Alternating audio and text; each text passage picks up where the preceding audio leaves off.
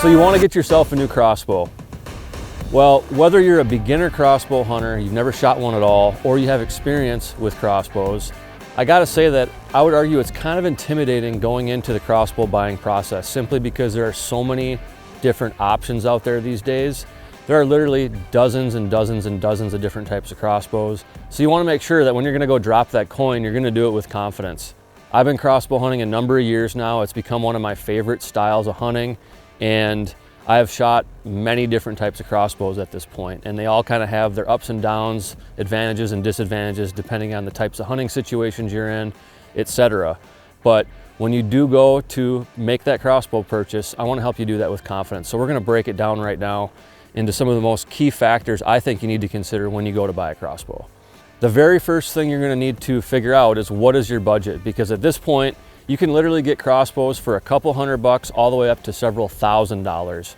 And that might seem a little bit crazy that crossbows are going for thousands of dollars at this point, but really the technology has come so far that these are precision hunting tools. So when you get into that higher budget, you are going to get what you pay for most times, especially when you're doing something with 10-point crossbows, which have become my favorite. You get down into that lower price range, you're definitely going to have some compromises you're going to have to make. And then somewhere in the middle, where most of us probably are going to be with our budget, that's where you got to really look at the fine details to determine what's going to be right for you. So probably the first thing you're going to want to look at is, are you willing to manually pull back and cock that crossbow, or do you want some sort of system that makes it easier with a crank like 10-point has with the AccuSlide system? I've become partial to the crank. It's just so much easier, more efficient, quieter. And when you have a built-in decocking mechanism, it also makes it a lot easier to let that thing down when you're about to get down from your tree stand, or you just end up finishing a session where you don't really want to fire an arrow to end it. So think about that first. Are you willing to pull that crossbow back manually, or do you really want some sort of assisted cocking mechanism like a crank? Big fan of a crank, but really that's just a personal decision, and that will usually play pretty significantly into what your budget is. If it's a manual system, usually those are a lot less expensive. So think about that first. One of the next big things that you need to consider is, are you a speed freak? Crossbows can shoot very, very fast these days. There are actually crossbows that are shooting up into that 500 feet per second range. I've got the Siege RS410 right here. As you can see, it's got reverse limbs. And right here, I've got the Viper 430. 430 feet per second, 410 feet per second. They get faster than that. That's already pretty fast, but it just kind of depends on what you're looking for in your arrow trajectory. If you're only going to be doing shorter and mid-range hunting, you probably don't need as fast of a crossbow. Something in that like upper 300 feet per second range is going to be sufficient for most hunting situations, especially for whitetails. And once again, usually with more speed comes a higher price point. So ask yourself, how fast does that arrow need to be traveling?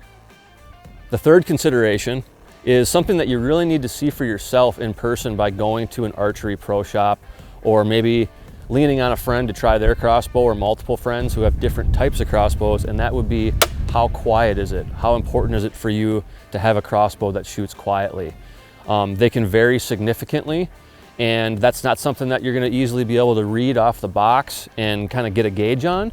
So I would highly encourage you, if you really want a quiet crossbow, you're going to have to hear it for yourself. Get behind some, whether it's at a pro shop or borrowing some crossbows from a friend, and determine how important that is for you.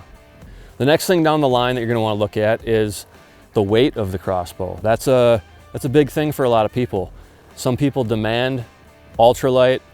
Some people are okay with carrying a heavier crossbow. They both have their advantages and disadvantages depending on the types of hunting that you are doing. A heavier crossbow, just like a rifle, is going to give you a pretty stable shooting platform. The only downside to that is if you have to hold it up for a long time, or if you have a younger shooter or somebody who maybe just doesn't have as much strength, they can burn out quicker when they have that crossbow shouldered and start to shake a little bit if it's too heavy. But at the same time, it does give you a little bit more stable shooting platform, especially if you have to shoot freehand. With an ultralight crossbow, it can go kind of in a different direction. If it's too light, you're going to be floating all over the place right away if you don't have a steady rest. And it's just kind of like a discipline that you have to learn and you have to practice if you have an ultralight crossbow. But they're really nice if you're going to travel long distances. If you're hunting big pieces of public land and you got to carry it a long ways, having that lighter weight crossbow can be a big advantage. So It really depends on what type of hunting you're going to be doing. The next thing you're going to look at will be the overall profile and size of the crossbow. Similar to weight, that's a very personal consideration. And then with that comes ergonomics. So this is another situation where if you're going to drop the dollars on a crossbow, you probably don't just want to order it and feel it for the first time once you already have it purchased. You're going to want to maybe get that thing in your hand before you make that purchase and see what it feels like. Even if you're not necessarily going to sit down and shoot it, at least get a feel for it. Some people prefer crossbows with longer profiles. Some people prefer really ultra compact ones with reverse limbs like the Siege RS 410. Again, a big personal preference, and once again, back down to the hunting style. Are you going to be hunting in a lot of ground blinds? Well, then maybe you want to have a more compact crossbow. Are you going to be hunting more in tree stands or just situations where you're not worried about being in a closed environment? Well, then a longer crossbow isn't necessarily a bad thing. And one thing I've run into, even though I love my reverse limb Siege RS 410, is the fact that when I am sitting in a tree stand, especially when you have that arrow loaded in the crossbow, the foot stirrup actually sits below the tip of the arrow. So it's a lot harder to rest that crossbow on your tree stand when you're sitting out there. Whereas when you have a longer crossbow like the Viper 430, it's a lot easier to sit there and have it sitting down on the tree stand or wherever you're sitting in a chair, and the arrow isn't going to hit the ground. So it's just little things like that you need to really think about before you make that decision to buy a crossbow. Aside from the length, how narrow do you want the profile to be? You know, most crossbows nowadays have pretty narrow profiles, but there are some still out there that are a little bit wider where the limbs spread out. And again, what kind of environments are you going to be hunting in? How much does it really matter to you? Because typically those narrower crossbows with the compact profiles do have a little bit higher cost associated with them. Finally, it comes down to accessories. What type of scope and arrows and broadheads do you want to use with your crossbow? A lot of different options out there. I'm a big fan of the illuminated style scopes because in those low light conditions it can be really, really helpful to have an illuminated reticle. And what type of adjustments or adjustment mechanisms do you want to have on your scope?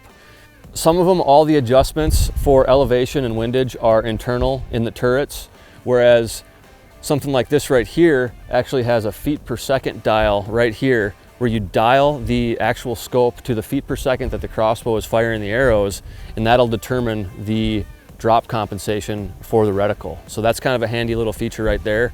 But it's just another one of those things that a lot of different options out there, and you need to take a close look at that. When it comes to arrows, same thing. How heavy of an arrow do you want to shoot? Do you prefer lighter versus heavier? Something that's going to have higher velocity or a little bit more energy? Another personal decision, and depending on what type of game animal you're going after, there are implications there on how heavy of an arrow setup you want, just like if you're shooting a compound bow.